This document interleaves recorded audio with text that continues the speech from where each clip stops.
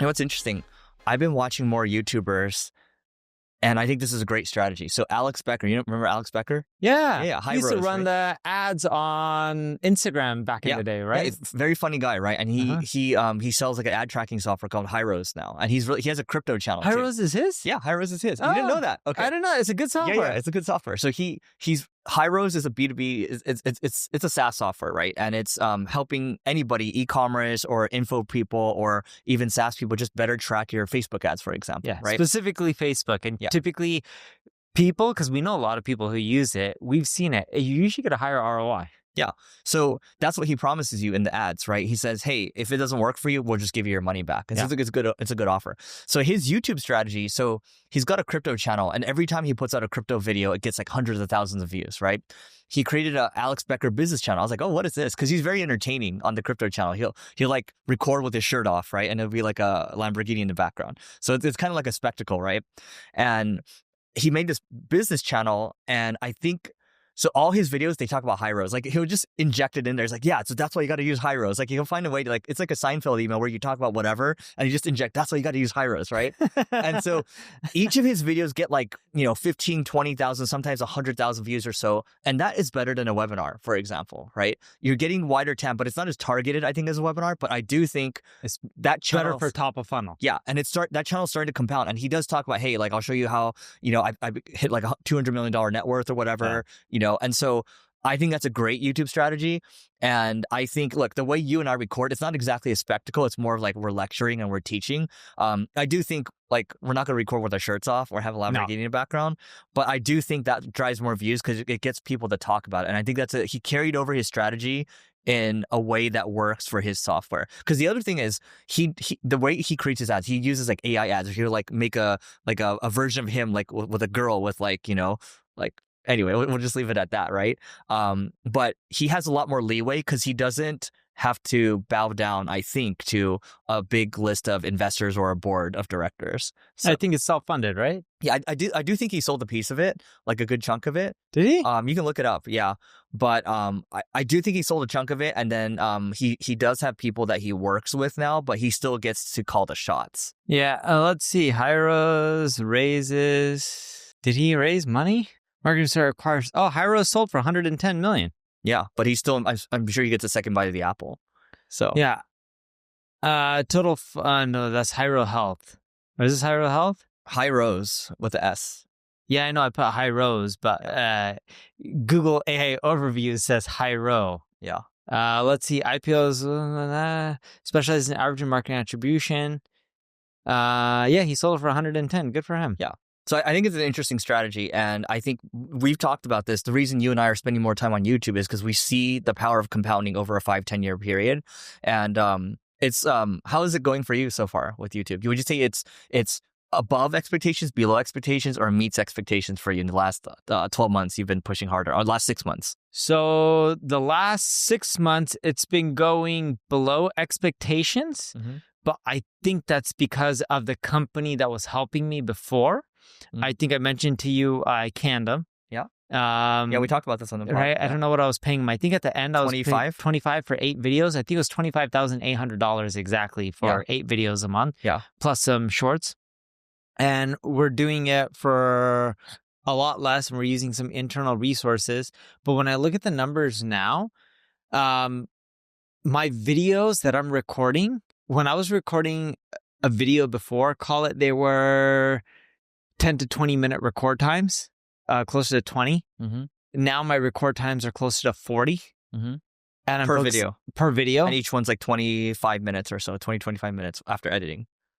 Call it 10 to 20 minutes still. Okay. Somewhere around there. Okay. A little bit of why it's taking longer is I'm not fully developing the script myself. So someone is helping me do probably 60% of the script, while before 100% of the script was for me. Because you're making a loom before. I still am. Okay. But I'm spending way less time. Yeah. So in theory, if I actually did 100% of the script, it would actually be more efficient. Just thinking about it right now, because my record time would go down. Yeah. So I should probably go back to doing 100% of the script. Yeah. But my topics are like super technical. And I believe I just saw my first video 2 days ago. while I was at Disney. I was like literally watching it on the phone while in the park, waiting for my kids to finish up a ride. You didn't even with go my on the wife. ride. And no, I told my wife, I'm like, I gotta watch this video, and I gotta watch this video. yeah. Wow. And I'm like, I gotta give feedback because I wanted it out, and they were gonna post it this week, and I was like, dude, it's too close to July 4th. Let's just save it for next week. Yeah.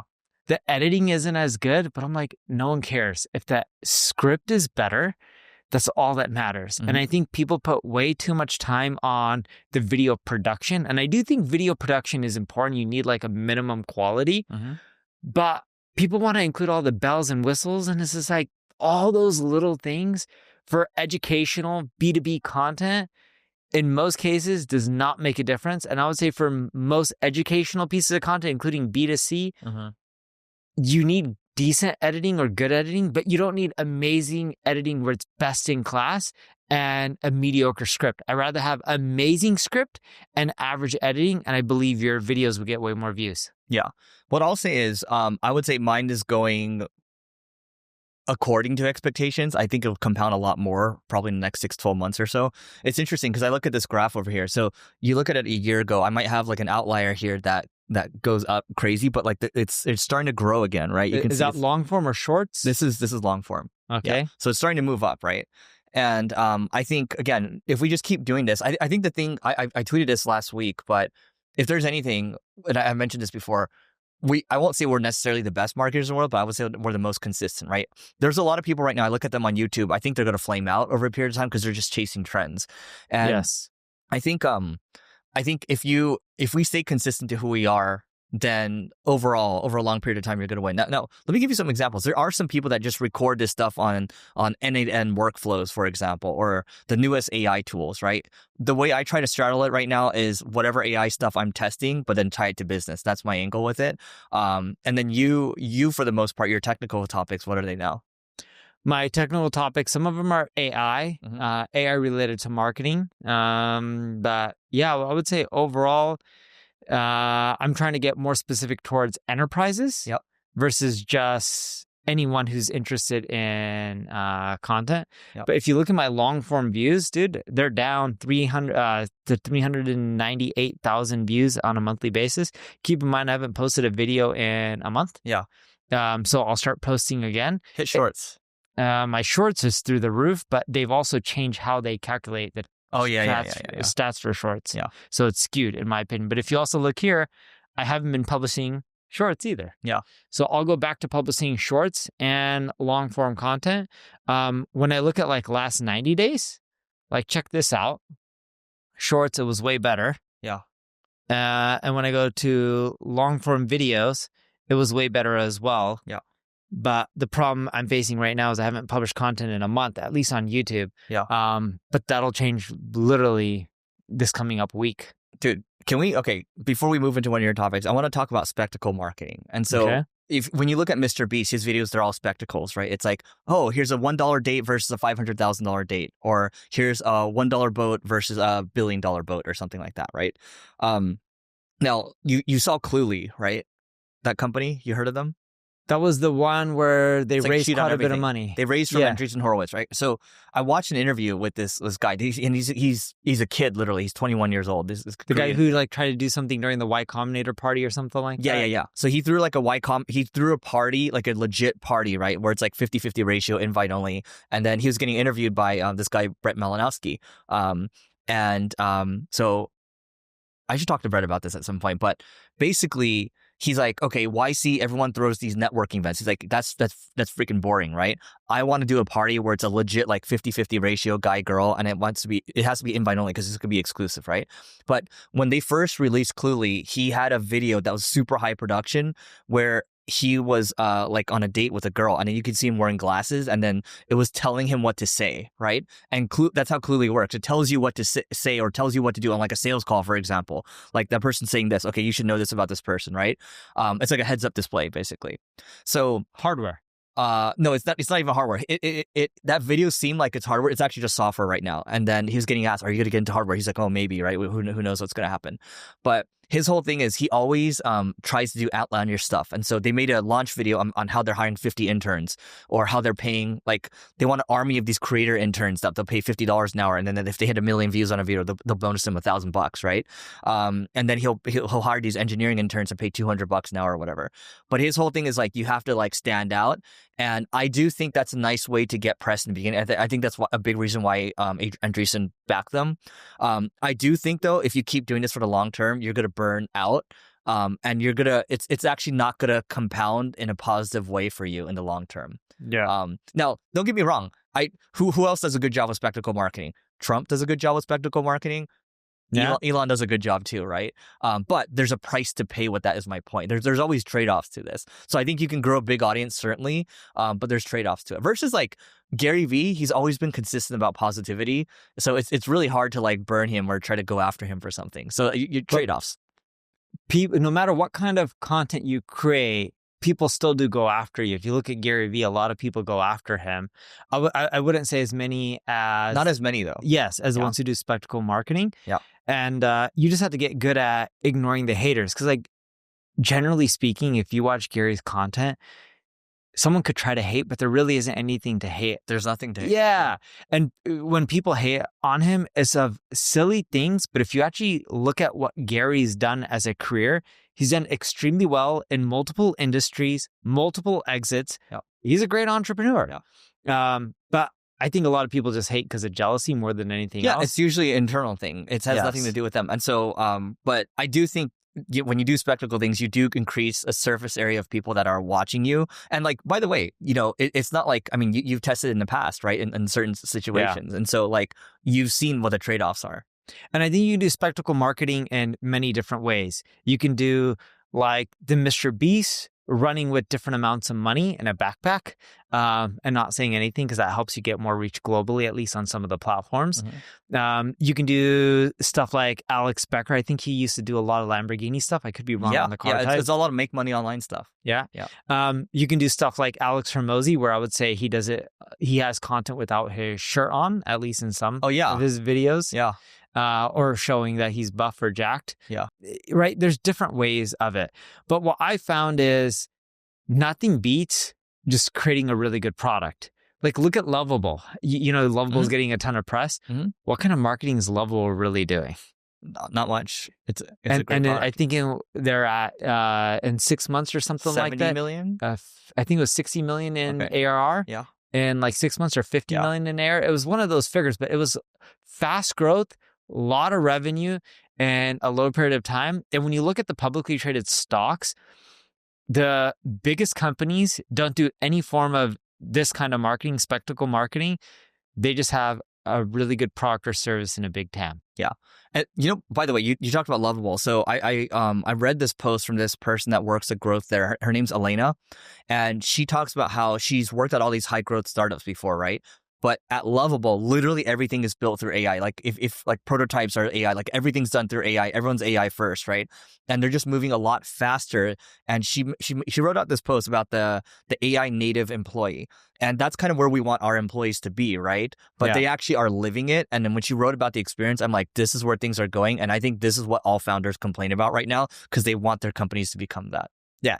So I showed you before we started recording the new version of Answer the Public, right? Mm-hmm. It's quite a bit different than the existing one.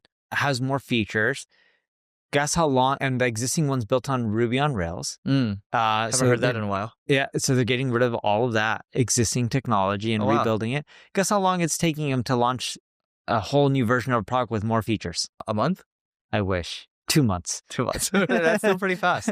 We have existing users, so you got to pour, right? So there's some extra work, but that would have taken you like a multiple of 3 to 4x before, maybe longer.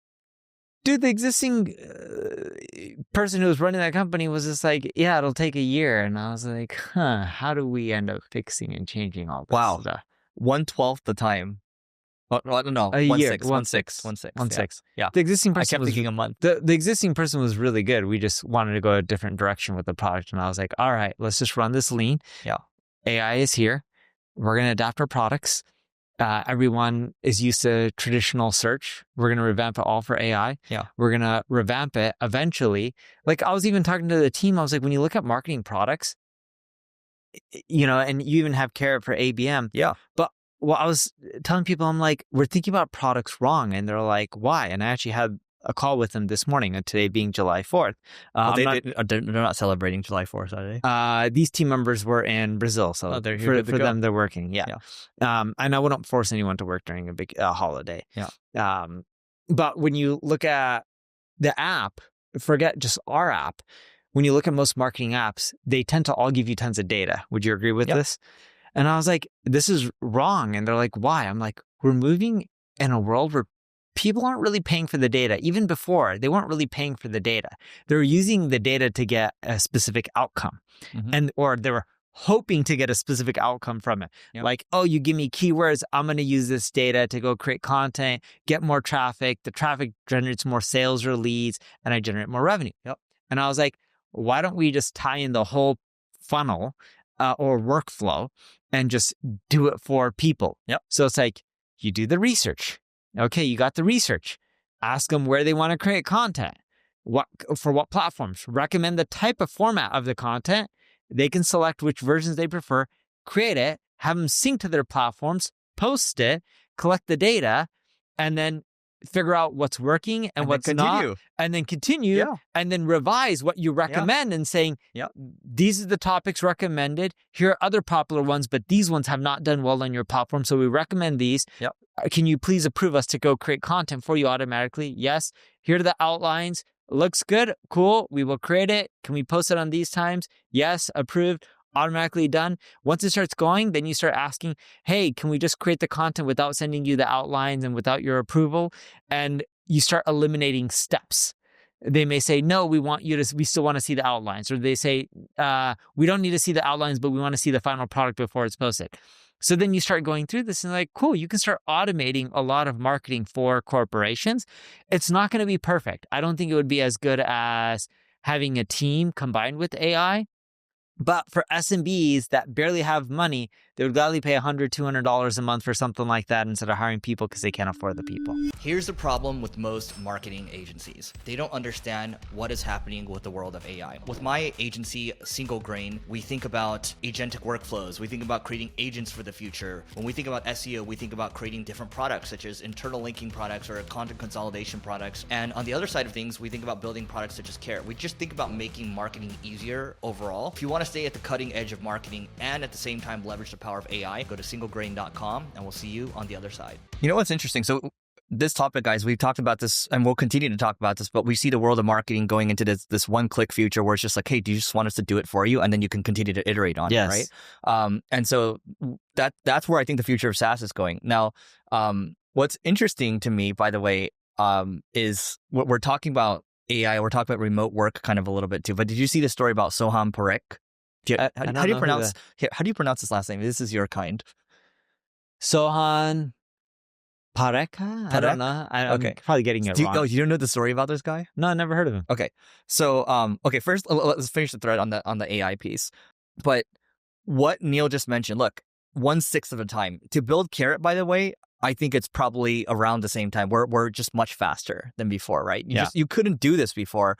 And so that means that the expectation for talent's going to continue to get higher, and your expectations have gotten higher too. And so the one thing I tell my team now, especially leadership, is guys, if there's one thing I will micromanage till I'm dead, is the talent bar. I'm going to continue to raise that every single year, and I will micromanage who we bring in too, because that is the one thing that I can control best. Oh, and by the way, I paid $500 for this book where they interviewed Steve Jobs, Bill Gates. In fact, I think if I were to give you this book, you'd probably read it. In fact, I will bring it after I finish it because I think you will actually read it. So it's interviews with Scott Cook from Intuit, Bill Gates, Steve Jobs. I think it was Bill Hewlett from Hewlett Packard, something Hewlett, right?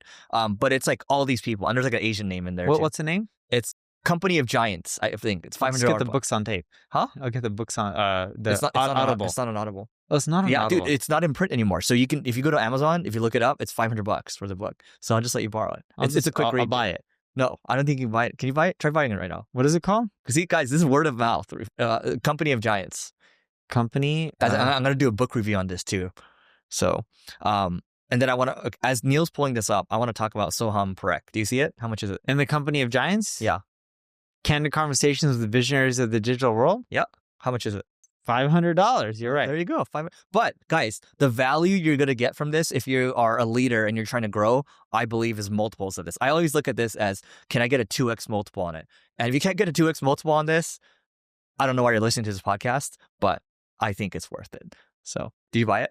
I'm going to buy it. Okay, let me tell you about this guy. Okay, this guy, Soham. So everyone was talking about him on X this week. So many people. He was preying on YC companies. He interviews really well. He's based in India, okay? Okay. What he would do is he'd get a job at like, I don't know, any company, right? And they pay him like 150 to 200 grand plus a Y equity. Combinator company Yeah. or any company?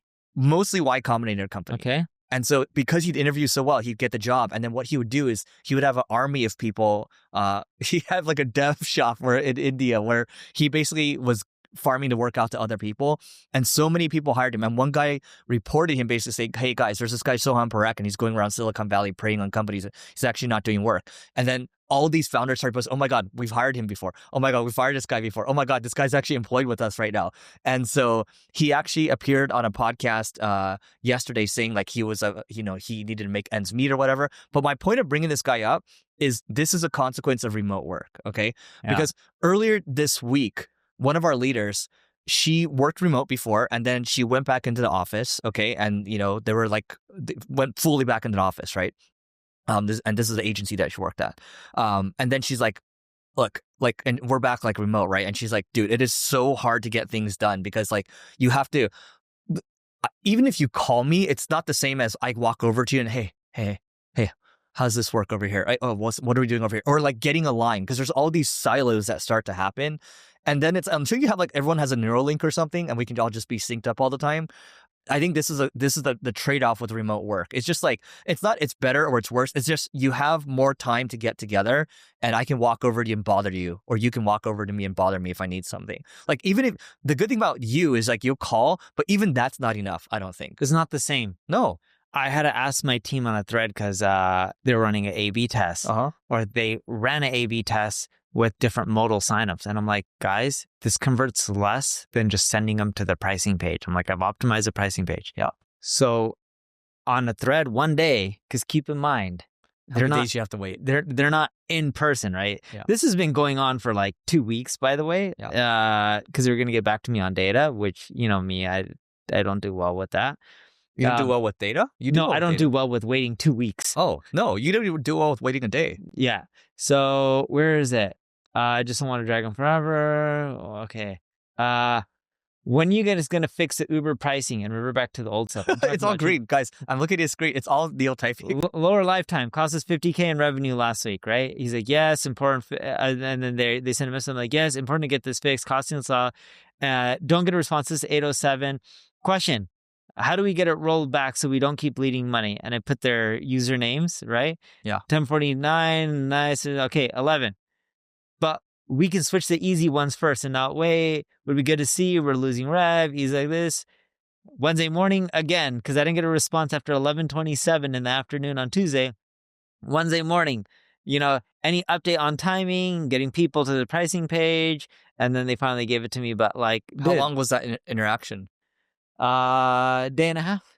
It's just too. But I could have just done it in person and got my answer because they know in person they had to tell me a response and they couldn't just like communication gets things done faster. Yes. Like especially if you're a leader in the company, and so that's where I think remote work fails, and that's why I think when you look, so I'm reading this book right now called Musk's Memos, and it's all emails that were made public by Elon Musk. Yeah, and then he's basically like, yep. During COVID, like the decision, yep, we're going to be in office, guys. We're not going to do what other people are doing. Yep, if I need to sleep on the floor, I'm going to do that. If I need, it's all about communication, guys. I'm going to be working on the floor with you guys at the test light, like with the robots and everything. I know it's dangerous. I want to be there with you, and I want to prove to you that I'm willing to do whatever it takes to make this succeed. And you just see all the resilience that he's been through and all the pain.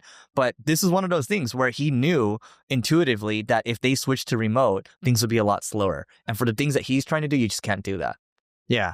On a side note, if you're looking for a good office, do you know where Novikov is? That restaurant? I haven't been to Novikov here. Okay. So when I can do lunch next week. I'm going to go to Novikov? We'll go to Novikov. Yeah. I'll take you to Novikov. Yeah. Yeah? Novikov's great. Okay, you haven't been, or you have been? The Miami one I went all the time, so I know the food. We'll go next week. I'm back on Wednesday from Hong Kong. My Wednesday people. morning. Yeah, I go to Hong Kong a lot, like 3-4 times a year at this Cathay point. Pacific? Singapore? No, I usually go on United. They have really good flight timing. United. Yeah, because I can leave like 10 something usually in the They morning. have Starlink at United now. They do? Yeah. Not on all flights. Not from on my all. understanding. I don't know yet. Yeah. But, You would know first. Yeah. But either way, so Novikov is the Standard Oil building in Beverly Hills. Hilton Highland, I believe, is the one who had a whole floor and they're moving out. It's one of the best buildings in all of Los Angeles for office space. Okay, go on. It's available for rent. If Are you getting one? It's too expensive for me. Oh, no. I would only split it with you, so it's cheaper for me. They have 9,000. It's the whole floor is 18. Yeah. They have 9,000 square feet available. Yeah. You can try to get half. I know someone who's getting half. Mm-hmm. You can get the other half, call it 9,000 square feet, 60 something thousand a month. Wow. That's expensive. That's expensive. Yeah. But it's like great location, high quality, office I prefer. What? WeWork. Yeah. That's what I do. 10 grand max a month. That's what I do. WeWork. Yeah. It's freaking great. And it's right next to the mall over here. It's great. The location's amazing. It's amazing. Yeah. And anyway, so point is, I just see a world like you saw Jamie Dimon talk about it. It's like, I just can't stand it anymore. Right. And I just think a lot of this stuff is going to go back to in-person in office for people that are trying to be ambitious. Because why would you give up that edge? Yeah. And this is what I talk about with my CTO all the time. Our rotation. By the way, when with my mom passing, like I wasn't able to show up to the office for a bit because there's so much stuff I've had to handle, right? But I can tell, and I haven't told him this yet, so Sean, if you're listening, but I can tell we're a lot slower now just because we're not in the office and like we're not pushing each other. Yeah, I can see that. Yeah. If you don't have people who push in an organization, I think you're turning into the pusher. You are the pusher now. Yeah. I don't think that was your personality a few years ago. I've always been a pusher for myself, not others. And so what I learned with my mom's passing is to be kind but firm, right? Actually, we should ask Noah. Noah, do you feel like in 2017, when you first joined, I was a pusher? Okay, when do you feel like I became a pusher? A couple years in. Like 2019. 2019. Okay, so 2 years in. 2 years. Yeah. In. Do you think there's a change now? No, I mean, you don't see me working. I'll see that. Yeah. I think there's definitely still like you're back to more like structure, I would say. Like structured. I don't know what that means, but continue. Yeah. So I think what Noah's getting at is you're pushing and you're figuring out where to push. You're not just pushing everyone all the time randomly. I think you're being strategic on where you're pushing. Is that what you're saying? I think if I see something wrong, I go after it, like, which is what you do immediately. If you see something off, you just go after it. Yeah. That's why I still think in person is better than virtual. Mm-hmm. It's really hard for us because our team is just so distributed. We have too many people. Were you in the office in San Diego? Not often, right? Before. No. So when we had the office in San Diego, I would go and visit every once in a while. Yeah. But I have this weird thing where if I go into office, my productivity goes away. Interesting. I do not do well in an office environment. Yeah. I start browsing the kitchen and seeing what snacks. I start walking around and I'm like, oh, what are people doing here? I look at the office. I start talking to random people. I just get very unproductive. Yeah. And what I found is when I used to go to the office in San Diego, I would hop in for whatever I need to, and then I'll go back to my hotel room because I used to stay at the Pendry, which was close enough. Yeah. I hop back in bed. I know this sounds crazy. Put the covers over me. I would still be wearing clothes, not work clothes, but I was switching into like PJs. No, switch back into pajamas. Yeah. Because like work clothes aren't comfortable. I would go to the office in slacks. Yeah. And when I say pajamas, it was like Lululemon shorts. Yeah. They were clean, not used for like working out, but like Lululemon shorts, the same white t-shirt. It's like what I'm wearing right now. These are my pajamas. Yeah. And then I would literally go into bed. Yeah. And then turn on the TV, like CNBC or pay-per-view movie, like whatever was latest and greatest out, Yeah. And then I would have to keep rewinding the movie because I wasn't really paying attention because once you watch it once in a hotel room, you got to pay for it again. And I don't want to pay twice, but I'll just keep rewinding so I could keep, fill up my day with the same movie. So only pay one time. And then eventually after like the 4 or 5 takes of watching would actually consume the movie because I would get glimpses of it each time. And I would work in bed and I would find it just super productive and I get a lot done. So for me, having people virtually, I get a lot more done when they're in person. For example, Salo, who runs marketing at NPD and all of our divisions, I work with him closely. At least once or twice a year, he flies to LA and we try to get important stuff done that may be harder for us to do virtually. How long is that? And he'll come for a week. Mm-hmm.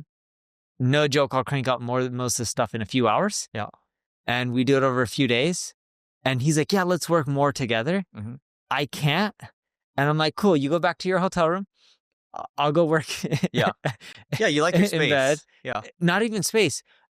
I can't, I don't work well with a ton of people around me. Yeah. I work very well as an individual contributor. Yeah. Well, I think the most important thing that's maybe not being communicated here is that Neil will call you and he won't wait, right? And that's the thing, because even when you show me your text, you can tell that there's a reluctance to respond to you because it's a little scary when you're applying the pressure like that, right? Yeah. And people are not, I'll be honest, no offense to you or me, people aren't looking forward to our calls, right? No. The moment you're getting a call like that, it's like, oh shit, it's the boss, right?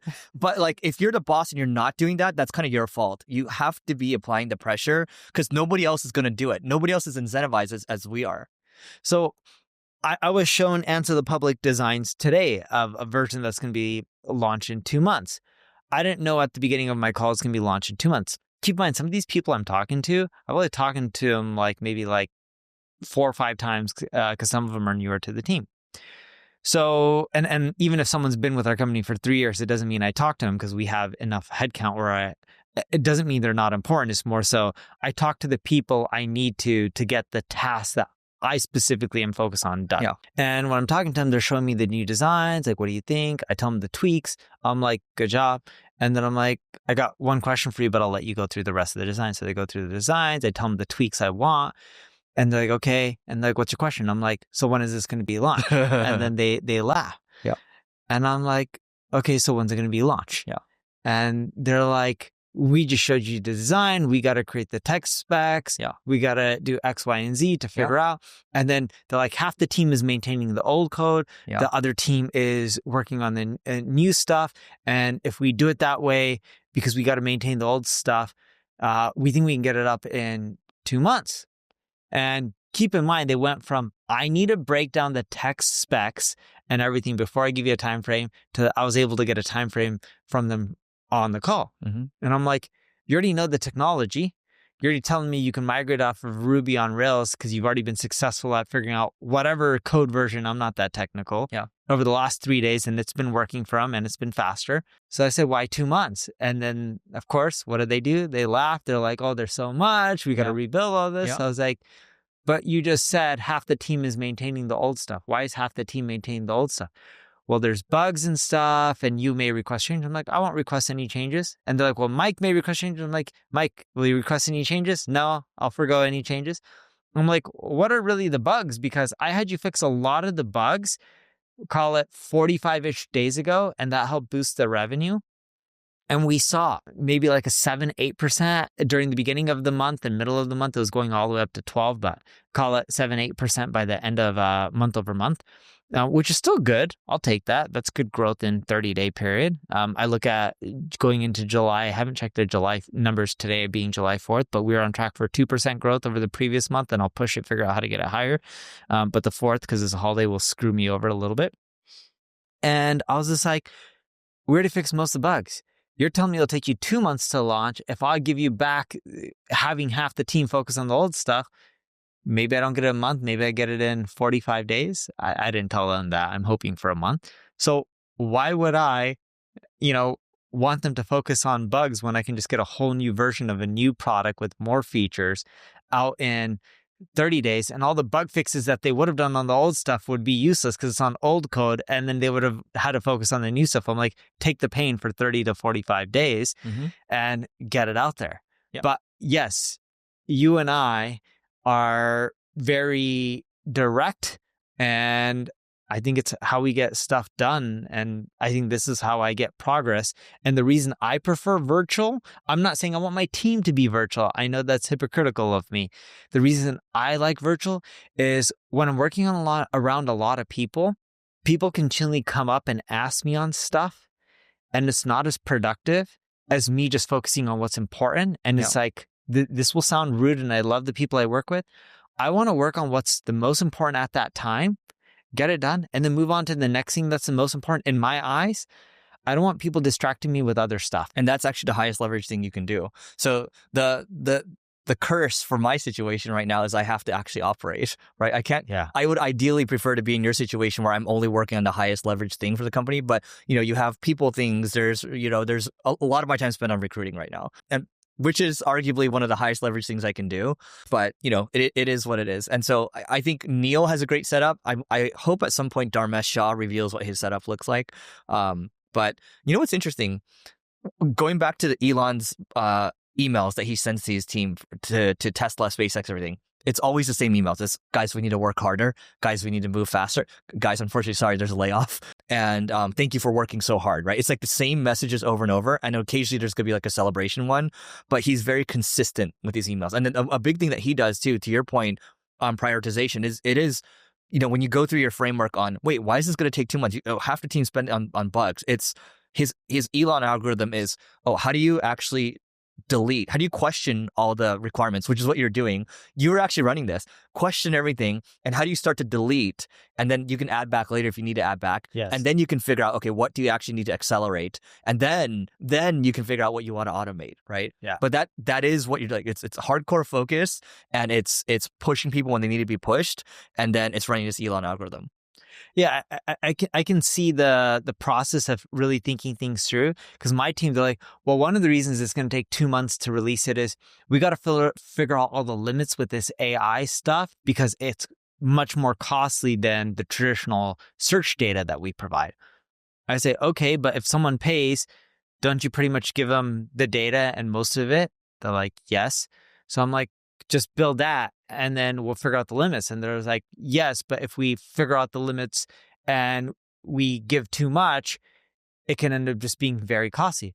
I was like, sounds good. Just roll that out and we'll figure it out, and we'll deal with the cost later on. You can figure out that pricing later. Yeah, I'm like, so if we want to make a change, can we make it in a few days? Like, yeah. I'm like, cool, I'll eat the cost for a few days if they're wrong. Yeah. They're like, okay. And I'm like, yeah, let's go. Yeah. You know what's helpful too? And I learned this kind of listening to how Michelin does marketing, the tire company, right? Yeah. And so a big thing with what they learned, they obsess, like if one of their workers loses like a minute, right? It actually ends up leading up to like thousands of years or something like that, right? Because it goes throughout the entire company. And so when you optimize small things like this, it actually fixes the entire organization. It permeates through the entire organization. Again, guys, if you're a leader in the company, your job is to keep the temperature high, because inevitably, if you just think about the laws of physics, the temperature always falls back to room temperature, and that's why it's room temperature. One interesting thing about Michelin, do you know why they created the Michelin guide? Yeah, to get people to actually drive more, so people actually, buy more tires. That's right. Yeah. Most people don't know that. Michelin, guide, when they're doing all these ratings, it was to get people to use their car more, because yes, people have had cars for a long time, but when people first started getting cars, they didn't actually use them as much as they do today. When they started, it was still mostly a horse-driven society, but they saw the car was going to blow up, and so they built into the future. And then all the time when people are like, oh, we should go into, because there's a lot of tire companies, like, oh, we should branch off into these. They're like, nope, we're just going to focus on tires, because tires are going to be way bigger over time. And then they just focus on tires for the rest of their lives until they died. It was two brothers that did it. Oh, cool. Yeah. It's like a French company? French company. Yeah. And then they created like the fat, like Michelin Man. And then the Michelin Man like eats like nails and eats like all these, eats the obstacles, and it protects you from obstacles. Oh, I didn't know that. Yeah. So that was the purpose of the character. Everything, like a lot of things they did were spectacles. So they started the Michelin Guide, the Michelin Man. They started like bike competitions and things like that for people, like, and then you had to use Michelin tires. Yeah. So they created spectacles back in the day already. So Red Bull does a good job with spectacles. Yeah. I would say they're probably one of the best. Yeah, I mean the guy that jumped off from like Earth, outer space to back to Earth. Yeah, that was really cool. Yeah, and they have the Red Bull team. They have two Red Bull teams in F1. So they have two Red Bull teams now. There's a Red Bull. There's Red Bull, and then they've always had like AlphaTauri, and now it's called something else. But it's like a junior. It's like it's you can get promoted to the Red Bull team, but those are usually like the up and coming drivers. But in F1, you're saying in F1, there's two teams in F1 that are part of Red Bull. So one is called Red Bull, the other one's called something else. And if you do really well, you can get promoted to the Red Bull team. Which actually happened. Yuki Tsunoda, who's a Japanese driver, he races next to Max Verstappen. He was promoted. Yeah, one guy was demoted from Red Bull to the lower one. So they're both racing still right now. Okay. Liam Lawson. Yeah. So he got demoted. Yeah. Did you watch the F1 movie? I did not. I heard it's great. Yeah, I'm gonna watch I'll it. have to check it out. I'm waiting to watch it next year. Oh, so you can. By the way, so I can watch it in my home. Speaking of cars, can we just talk about the collapse of Jaguar? What the 93% sales volume went down. No, you didn't read about this? No, I didn't. Do you see live this. under a rock or something? I wasn't posted on the sites that I read frequently, like CNBC. All right. So, Jaguar's April 2025 Europe sales plunged 97.5% from 1961 units to just 49 vehicles, marking a near total collapse during this rebranding phase. BMW, Mercedes, and Audi each retained market stability, selling approximately 50 to 75,000 units in April 2025 across Europe. You know what? That's what they get. And you know, the marketing, we stand by it. No one cares. Guys, people are over that. Enough. Yeah. Enough. It's a car company. Yeah. Show us car stuff. Yeah. It's not a fashion show. Yeah, this is reverse spectacle marketing. This is what so you pay the price sometimes. And I'm sorry, I'm just gonna call out too. Like Bud Light, same thing. You got to know your core audience. And Eric and I, for the record, are not against people deciding they can do whatever they want with their lives. What they want with their lives. Yeah. And we're not saying that's bad or anything like that. Yeah. But what we're saying is if you have a car company, focus your marketing on creating cars. Yeah. It should not get to be something that's more political or something that is trend setting or something that is more about talking to culture when it has nothing to do with your product or service. It's like we're a marketing agency. We produce stats and data about marketing. We focus on our tools. I don't go talk about cars or fashion or things that are not related or dentistry. I know that's just random topics, but that's in essence what Jaguar did. They had a fashion show with people and different outfits. Correct me if I'm wrong, the last I recall, had nothing to do with the car. And I'm like, what the heck is this? And you want to be in fashion and do that? You want to be Dolce & Gabbana? Go for it. Yep. I don't care. And that probably would help you generate more sales. That makes sense to me. But if you're a car company, why are you focusing on fashion? People want to see what new car you have to release. They don't care about fashion. You don't want to alienate your core customers. You look at your data. If you look at Bud Light or if you look at Jaguar, who is your core customer? What is their net worth? Where do they live? What kind of people are these people? You want to market to those people. When we create this content, we are marketing. We are trying to teach people what the marketing experiments that we're running. You're trying to give them data. You're trying to basically help people get better at marketing. And if they need help with it, great, they can work with you, right? That's just how it is. Yes. And again, for the record, to clarify, Eric and I don't discriminate. In both our companies, we have, Eric has less people. I don't mean that in a bad way. So, he may not have everyone because we have quite a bit of people, 1,000-ish plus or whatever it may be. But we both hire people who are LGBTQ plus, right? And Eric can have no issues with it. And some of those people are our best employees and they're great at what they do. It's more so your product is your product, your core audience is your core audience. You got to stick with the mission. Don't derail, because the moment you derail, you can lose a lot of money. Yeah. And Harley is a great example of this. Do you remember Harley? Did they derail? I don't think they derailed. They started focusing more on their core audience, and it's helped their sales from the last I checked. And this was like a year and a half ago. When something's working, double down. Yeah. There's no need to try to do all these cute things. And you learn this as you get older. And it doesn't mean that other people can't use your products. Like, I have a good friend. He's gay. Love him to death. I've known him for 14, 15 years. Mm-hmm. He has a Harley. Not like the Harley you would think. Harley has quite a bit of different, what is it called? Models, mm-hmm. right? But like, Harley didn't alienate him. They focused their marketing on the core, people call it like the 5% of the population or 2% of the population that is the majority end user that buys their product. It doesn't mean that the other people can't buy their product.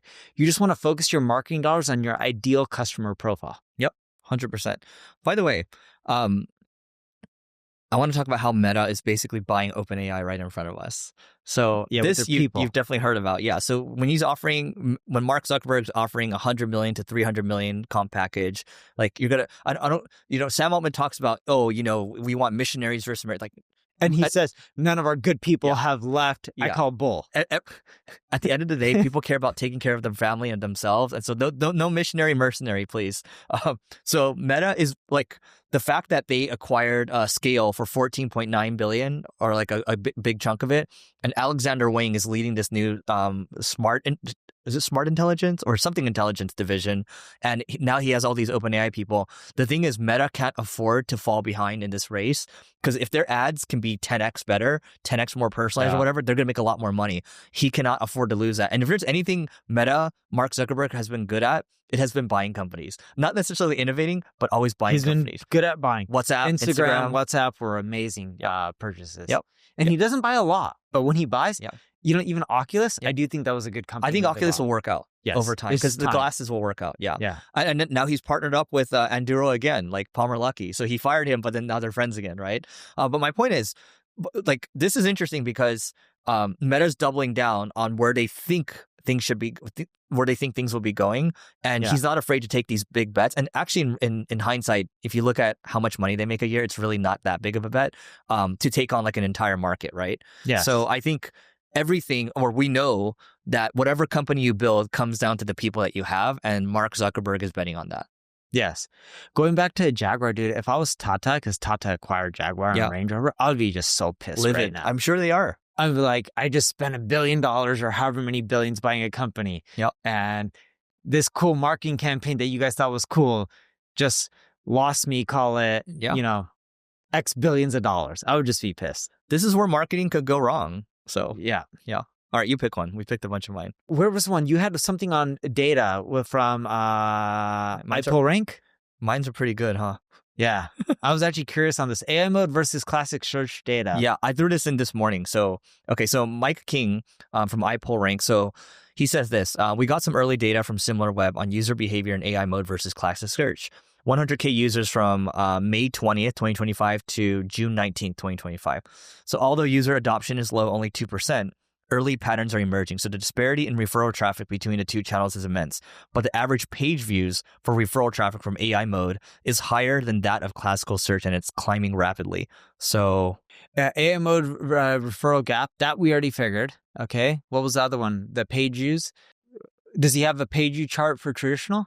Oh, AI mode, he does. Where's the other one? Google search is in brown here. You can't even see it. It doesn't even register. So referral page views. You're getting way more in AI mode. It seems so it's so low, it's not even on the it doesn't even register. Yeah. And look, it's all the way down here, 5%. Percentage of searches resulting in external clicks. So AI mode does not yield external clicks, 5%, and then 25% from traditional Google search. But when you're getting the page views, it's drastically more. So it's similar to ChatGPT, where it's like when they come to your website, they're ready to buy, so the conversion data is probably going to be much higher. Yeah, they spent more time researching, so that makes sense. Yes. Yeah. They've researched on platform versus researching on your website. Yeah. So that's interesting. Yeah.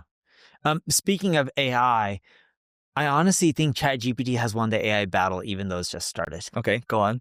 When companies will integrate AI into their products, AI is here to stay. And I think there's going to be a lot of companies who leverage AI, and they'll make a ton of money, billions of dollars, potentially even trillions off of it. But when you think about from a usage perspective, the consumer, no matter where you go in this world, because I speak everywhere, like I'm speaking out, I fly to Hong Kong in a few days. Everyone tells me, oh yeah, AI, ChatGPT. You go around the airport, you hear people talking about AI, they all talk about ChatGPT. Even when they're using the AI on Google, because I've been in conversations about this, a lot of the people in the older generations, they think Google AI is ChatGPT. And ChatGPT has become synonymous with AI. Would you agree with this? Yeah.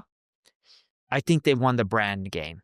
I'm not saying they'll have the best product, but they've already won, and they're going to be a big company, and they're here to stay, and they'll control massive market share. So there's a couple things here. In business, we call this the first mover advantage. So Coca-Cola was first, right? And so it doesn't always work. Like Google Google as a search engine came way later. But first mover, sometimes it does work. In this case, ChatGPT, the reason why, I'm going to give a couple real reasons here in terms of like experiences. So they were first to market, and then they had a head start like a couple months. Well, they weren't first mover. Google had yeah, but they never AI. released like a chat Correct. interface. They were too slow. Yeah. So my point is, with ChatGPT, what's special about it right now is it has memory where I don't need to. That is building a moat around it where I don't feel the need to switch. But the other crazy thing too is the reasoning models are better than the other models that I've used, and so this will be interesting to you. I've been doing this since 2014 or so. So I read a book from Peter Drucker a long time ago called Managing Oneself. It's like a short 50-page thing, right? And Peter Drucker, he writes all these executive leadership books, right? The whole point of that book is, okay, you should... He's still around? He passed away? I think he passed, yeah. So you should be doing feedback analysis. I'm sure you think about like, what are all the big decisions you make and what happened with them, right? So I had this document from 2014. I uploaded this document to ChatGPT. I was like, hey, tell me where I'm top 1% as an entrepreneur, but also tell me where I'm bottom 1% as an entrepreneur, right?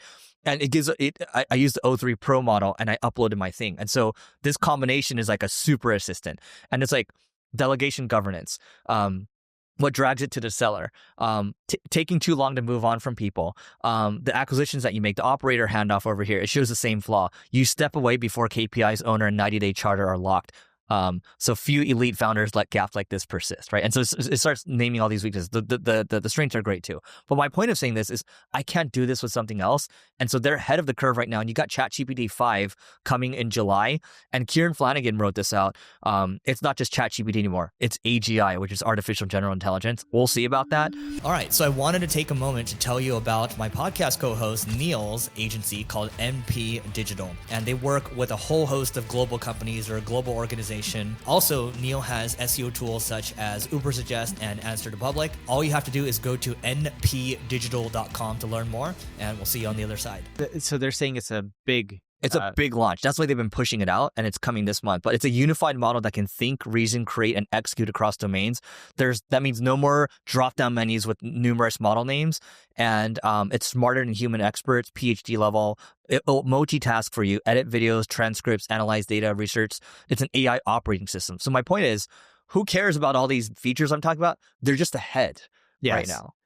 They're ahead. They're moving fast. I do think Grok is also moving quite quickly. Elon's Grok? Yeah, but it's just not as good from what I've used and tested. Yeah. Some people believe it is, but It's fun when you see people using Grok to respond to like politicians' tweets. Yes. Like, hey, Grok, is this true? And I'm like, no, this is not true. Yeah. But for me, I think the real two winners in this AI landscape is going to be ChatGPT. Can I guess the second one? Google. Yes, Google. Yeah. And I think Google will still control majority of the market share. If I were to buy stocks, not financial advice, over the next 10 years, I would buy Google because they have Waymo, they have all the data that they have YouTube, right? They have quantum computing coming. I would buy Microsoft just because enterprise. I would buy NVIDIA. I buy Bitcoin. And then I had and Tesla because they have robots and robotaxis. I would just sit it on those 5 and just leave it there. And I believe Google, from the articles I read, and I could be off, maybe they're just getting more press. It looks like they're ahead on quantum computing over everyone else. And plus, by the way, when you have Google and you have Microsoft, you have cloud, right? Because they're Azure and then their Google Cloud divisions are growing. What would you buy? You just said buy it and leave it there for 10 years. I would buy Google. I would buy Facebook. Okay. I would not buy Tesla. I do believe Tesla will do really well in the future. I just believe Elon's Musk personality is getting in the way of their financial performance. And that's going to affect people even purchasing their products. I think a lot of people, I'm not saying they're right or wrong, and I'm not saying this is my opinion, but if you just look, there's a lot of people who won't buy Teslas anymore because of all the political stuff. Remember what you said earlier, though? The product, right? I feel like the products are going to be so good that he's going to overcast over everything else. And I hope, actually, I don't think he's going to change, but I don't think he's going to change. That's my problem with him. Because you're saying I can't sell over the next 10 years. Yeah. I actually think Apple's going to be a huge winner in hardware. Really? Okay. Yes. So what would be the 5 things that you would buy? Google? This is not financial advice, Yeah, not financial advice. Google.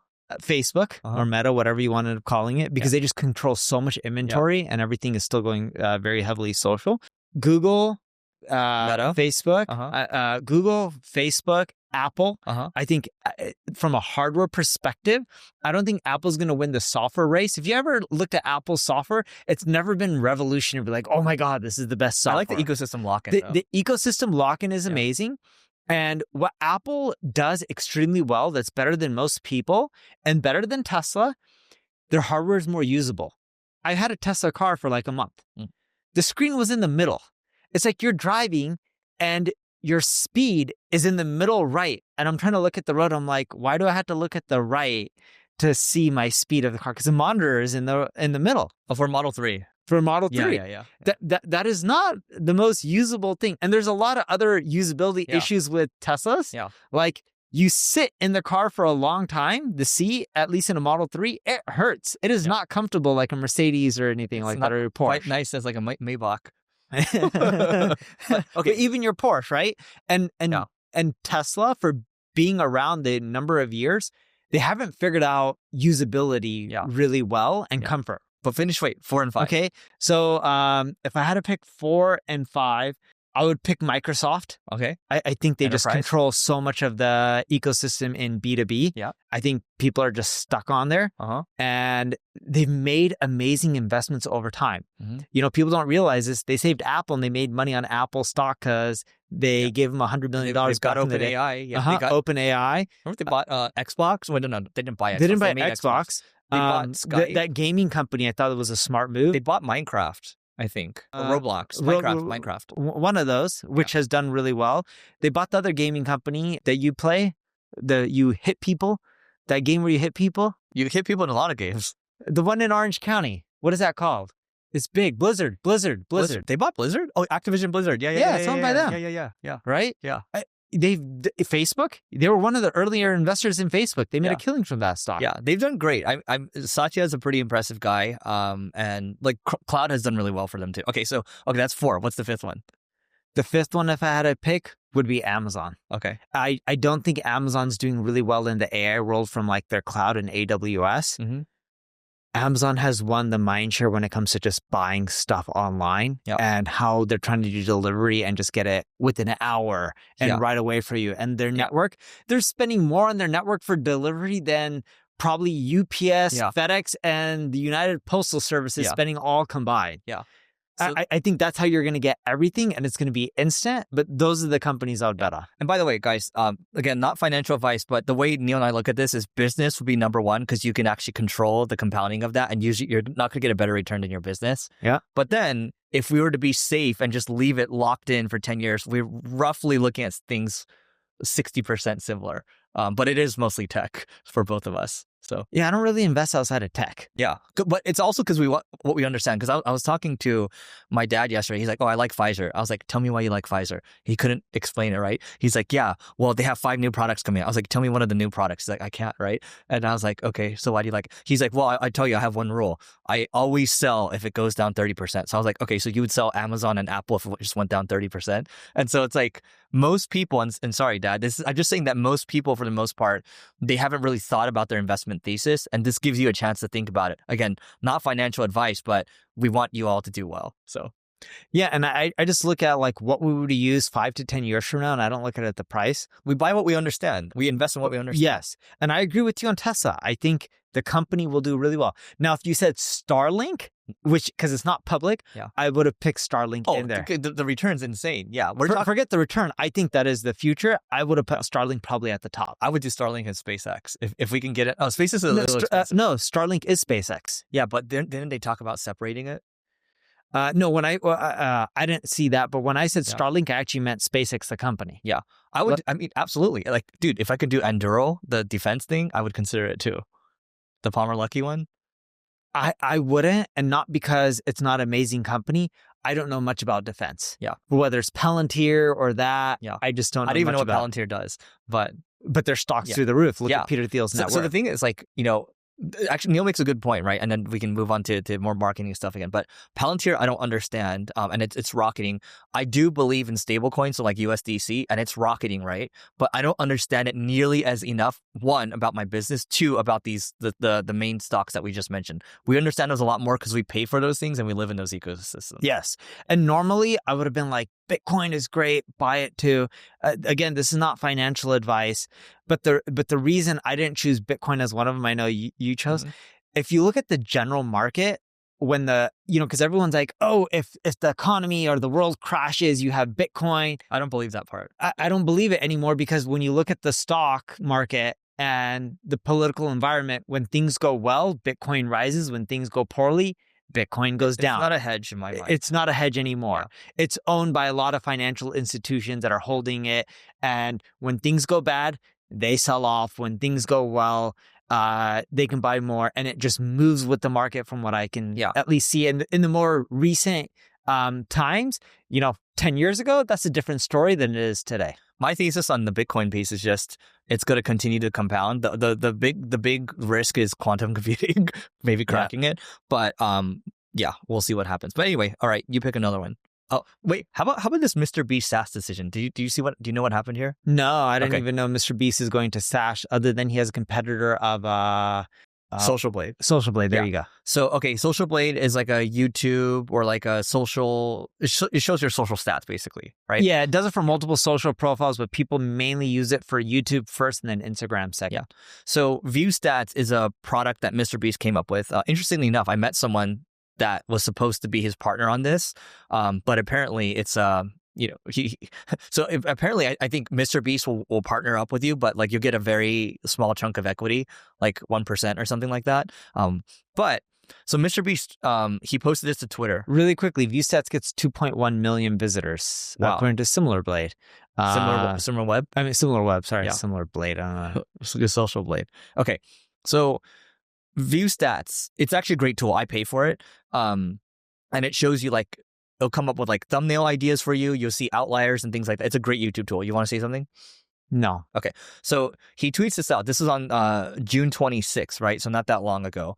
So hey guys, thanks for your feedback on ViewStats AI thumbnail tool. We pulled it and added a funnel for creators to find real thumbnail artists to commission. What happened was he launched an AI thumbnail creator in the product, right? Which I don't think is a bad idea. But a bunch of YouTubers pushed back, or creators pushed back, saying, oh, this is not good for us. This is going to take jobs, whatever. And so he's like, so he removed it, and they created a funnel for creators to find real thumbnail artists to commission. I think this is an impulsive decision. I think that's a bad decision. Right after that, a bunch of people just started creating and giving it away for free. I would go back to the other one. This is reactionary, right? And so I think MrBeast is fantastic. I think this is a situation where it's like, hey, when you're in SaaS, you typically want to validate it by how people are engaging with that specific feature. And you could look at the qualitative numbers, and you could also look at which is the feedback from people, but you also have to look at the quantitative numbers. Yeah.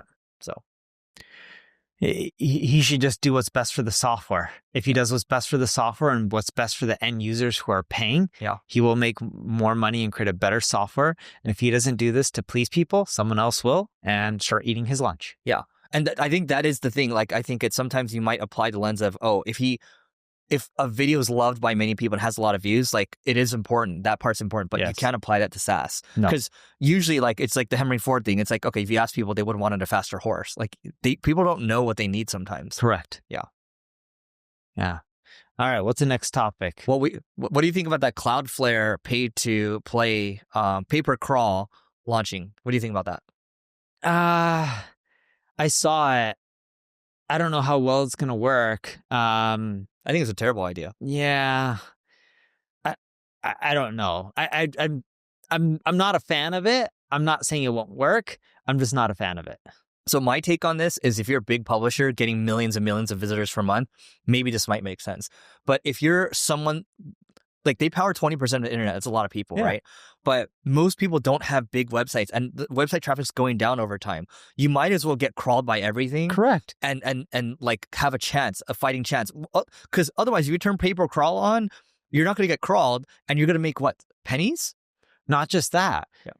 You're then not going to get recommended by all these AI platforms, so then someone else is going to take your business. Yep.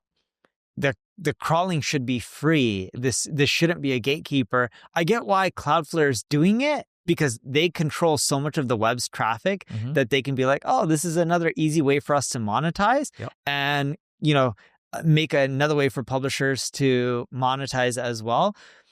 But if I'm a publisher, I'm like, so I'm happy with this model rolling out. I know that sounds bad because this means that a portion of the people aren't going to be getting crawled because they're not going to get paid. So they're not going to be happy. And they'll be like, no, you're not allowed to crawl. And that makes me happy as a marketer because it just means I have less competition. Yeah. I don't think many people are going to turn this on. I think they'll make some revenue from it. I don't think it's going to change Cloudflare's business. And by the way, I think you and I both use Cloudflare. I think it's a great company. But you actually had this. Their stock is still doing well. I think you had a piece all-time not all-time high. In 2021 they were higher, but for the last few years they're all-time highs. I thought you had a post in here or a topic in here where it talks about what you actually need to rank in LLMs. Right? I posted that on Twitter. Oh, you did? Maybe it's worth talking about here. So when you think about LLMs, I kind of had one topic in here. Yeah, and it's about listicles. Yeah, just go for that. When you think about listicles, we're seeing with a lot of these LLM platforms, they're not as sophisticated as Google. I don't mean that in a bad way. When you look at Google and someone's typing in or there's you get a link from someone. They know a New York Times link, in theory, is more valuable than a link from neilpatel.com. Just the reality. New York Times has much more authority. If your company is around marketing, sure, a link from Neil Patel can be very valuable because it's a similar audience. But outside of that, a link usually from New York Times is always going to be neilpatel.com. Now, when you look at Google, they also know an article from New York Times is better and more trustworthy than abcxyz.com. I'm making up a domain name, right? Because New York Times has more authority. But what we're seeing with the LLMs is if I just bombard the internet with listicles of like the best ABM software, and I keep mentioning your product, and it's on websites that have links. You don't need a lot, but enough where they're getting indexed. And I bombard it, and I'm creating like 20 articles a month consistently. Mm-hmm. And there are other competitors, but you're always number one and you're praised the best. The LLMs are just pulling and you're getting placed way higher. From everything we're seeing, it is the easiest way to get the LLMs to recommend you. It's called guest posting, which is old school SEO tactic. But instead of a link, you're just having them talk about your company, or technically your guest posting. So you're just mentioning your company and you're mentioning it at the top and why it's the best. And then you're mentioning other competitors and you just bombard the internet with it. And the LLMs are just pulling from it and they're saying you are the best. Dude, I have a thesis on this, right? So, okay, here's how I think LLMs will rank you in the future. So when I use GenSpark or Manus or any of these super agents like Perplexity Labs or Deep Research or whatever, they're so powerful at quickly crawling videos and crawling anything, crawling your social profile, where I'm like, they will just look at a brand. Instead of looking at links all the time, it's very easy to tell if this brand is legit, right?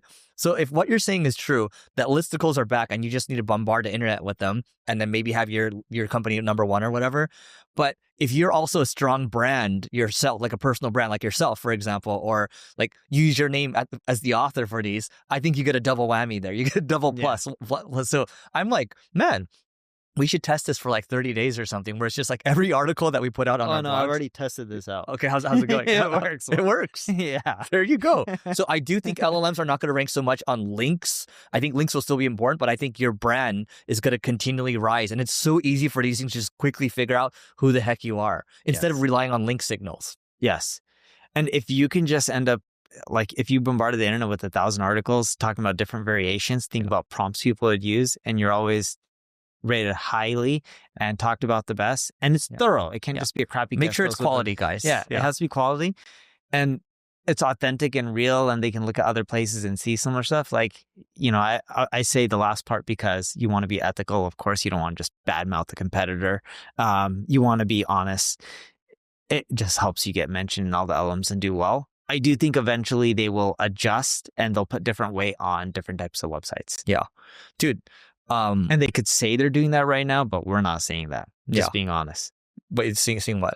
We're not seeing them put a lot more weight on different publications. No, we're just seeing that you just blast the web with listicles and you rank for like best ABM software and variations of that. Like, what's the best software for B2B SaaS companies to use? Yeah.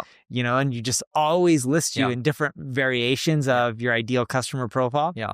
And then you just get customers. This is how it's been early days of SEO, guys. So, but we would just say you want to shield yourself by making sure it's quality and having a human in the loop, ideally. Yeah. Don't just spam. Correct. The short way is usually not the way, but Correct. this is still a shorter way. By the way, did you see this post? You probably didn't, but this was from Greg Eisenberg. So, he talks about how it's insane how many AI reply bots and AI faceless channels now roam on TikTok, X, and IG. And it's becoming the new normal, right? And he's saying that, look, there's one account that got 2.3 million followers pumping up motivational content, and it pulls like 500K views a video. And that's pretty significant. That's a lot. And so he's saying, look, we've crossed a weird territory where AI accounts can outrank most humans and followers. People form real emotions with bots. Engagement is higher on synthetic content than on authentic posts. Nobody notices or cares that it's fake. I think that works for like if you're doing like travel content or like wide TAM content, like health content, motivational content, maybe that works well. I don't know about health. Depend on the health. Yeah. Like you want to get it from like a legit doctor, like Andrew Huberman. Yeah, maybe it depends. Unless it's like health, like why you should exercise more. Yeah. But travel or like even generic relationship advice is what he's saying here. And so he says, look, it reminds me of the demand media era. And I don't know if he's calling it demand media, but that reminds me of eHow. Yeah. And so my whole thing is, look, if everyone starts making these faceless channels and things like that, so he's like, your competition now is the agent farm that never sleeps and never misses trending audio. I don't know about that yet. I don't know how I feel about it. I don't know about it yet, but this is where I kind of disagreed with it. And he's like, builders who move fast might be the biggest attention arbitrage ever. But then I was just like, we tested this with pure AI content. It just doesn't do as well. And I was looking at some of these channels. It's like most of it doesn't do that well right now. I'm all for it if it does well. But even listening to Brett Malinowski and that CEO of Clearly talk about it, they're like, it's just not there right now. Yep. So I think it's a little overhyped in the moment. I'm not saying it won't work, but this is where I think sometimes people go a little too far. What do you think? I agree with that. I don't think it's a new arbitrage yet. I don't think it's a new arbitrage yet. And then go find out how easy it is to monetize this content. Yeah. It is not easy to monetize it. The way I've seen people monetize it the most, and I'm not recommending this, is people creating, and I'm not saying there's anything right or wrong with this, I'm not judging, is people creating AI content and monetizing it through OnlyFans. I've seen that. Does it work? From the data that some of the articles I've read, some of these people are making 8 figures a year from that. Wow. Because remember we did dinner in Germany with a guy with a marketer. He managed real OnlyFans He managed people. real OnlyFans people. Yeah. And what was his number one issue? They were too much of a pain to work with. Because when he started making the money, they would go off and spend the money. They're unreliable. And then they were unreliable and they wouldn't keep working. So then he couldn't make consistent income on his end because he was taking a percentage of the revenues. So then with AI, you don't have to deal with the person just taking a vacation. Yeah. And you can get them to continually produce. You get the cut. And then imagine someone paying you a lot of money. I don't know how OnlyFans work, but let's say there's a premium feature. I don't know if you can someone can get personalized content or FaceTime or I don't know, whatever it is. And you can now have AI personalize it for that individual because your cost isn't really there and you can scale to not just 10 people or 50 people. You can scale to millions of people and you can make even more money. But I read an interesting article. I believe FaceTime is blocking nudity. Was it FaceTime that said FaceTime? Like that? Is it FaceTime? Wait, Wait, they block nudity? They block nudity? Wait, how do you block nudity on FaceTime? Force it usually. It's not necessarily So it's not the app. And when people are doing nudity, are they sharing like you're single or people? Is it like they're FaceTiming someone else and they're like sex talking or whatever it's called? Is it called sex talking? I don't know. It's sex talking? Yeah, so monitoring a lot of this live. Yeah. See, no one knows his stuff here. Yeah, no one knows his stuff. Yeah. Anyway, well, okay. But look, I think this will proliferate in certain areas, and I think it's just not there in a lot of other areas. So we won't call it an arbitrage on this podcast until we feel like it's an arbitrage and we've seen it. Where I also think AI, not necessarily content farms, but AI content will help is when the quality is there. Content, having someone who's the AI face of a corporation will be really useful. Yeah. Because what we face right now when we talk to a lot of companies is they don't have a person who could be the face. And they struggle to find someone, and they don't want to, they're like, oh, well, they could leave and there could be issues. And then when you have an AI person, it just eliminates a lot of that. I think the model right now is you hire in-house influencers and you pay them and try to incentivize them to stay. Or you do, I do like the Clearly model. I kind of want to test this where they have 50 content interns and they hire these people. They pay them $20 to $40 per video, okay? And they get bonus if they make a video that has over 1 million views, you get $1,000 for that. That's a good deal. And his whole argument is if you're like 18 to 21, if you're a broke college kid or whatever, you know how these algorithms work and you want to hire the people who are up and comers. And so you just look at your For You page or whatever and you hire these people and you get 50 of these content creators, right?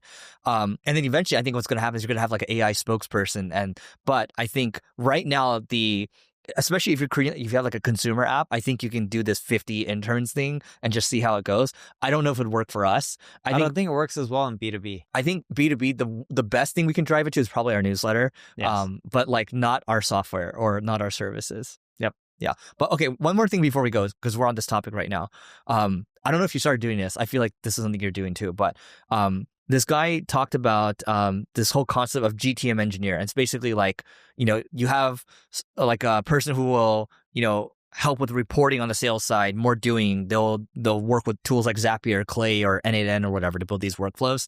And I'm just like, we should hire AI automation interns. And so we've been all these people, we put this job post up, just a job post, and it's all developers that are applying for it. And we just hired someone. I think we might hire 2 more. But they're all in on building these workflows, all in on making things more efficient. I'm just like, oh, this is great. And they're like, dude, we just want to learn. We just want to work harder right now. And the things that they're building are already sophisticated. And I'm just like, how do I get more? Because one of our mutual friends, he's like, he hired these 2 kids out of college and they're all in on AI. They sleep in the office. And I'm just like, oh, this is great. We don't have it to that extent where they sleep in the office, but yes, we have a team of people that just do that. But are we talking AI automation interns where they're like super young? They're not interns. Okay. These are full-timers. They're full-timers. Yeah. And their goal is to automate workflows and systems and processes and stuff that people are doing. We start with mundane, boring stuff that's easy, replicatable, that has very little like ambiguity. It's more black and white. There's not really much gray. That's the stuff that we have them focus on first, because then it's more likely to succeed. I think for this team, we're probably going to have AI content operators join too, which can help like chop up content or, even like do a content farm if possible. But I think this is a nice way if you don't have a team like how Neil's established right now, you can have these people that are AI native and then probably have them report to someone technical. And then they're just fixing things throughout your organization. And maybe you're bonusing them on things fixed. How are you bonusing them right now, if at all? I don't even know how they get paid. All right. I don't hire them. Yeah. I just know we've been doing this for more than a year. Yeah. So I think this is great. I think it doesn't have to be N8N. It doesn't have to be like Zapier. You can figure out what you want to use. You can even use Clay for this. But I think my vision of this team is AI native to start with. And then eventually in the next 6 to 9 months, we want the entire team to be AI native. So anyway, anything else from your side? I think that's it. It was a fun session today. All right. That's it for today, guys. We will see you tomorrow.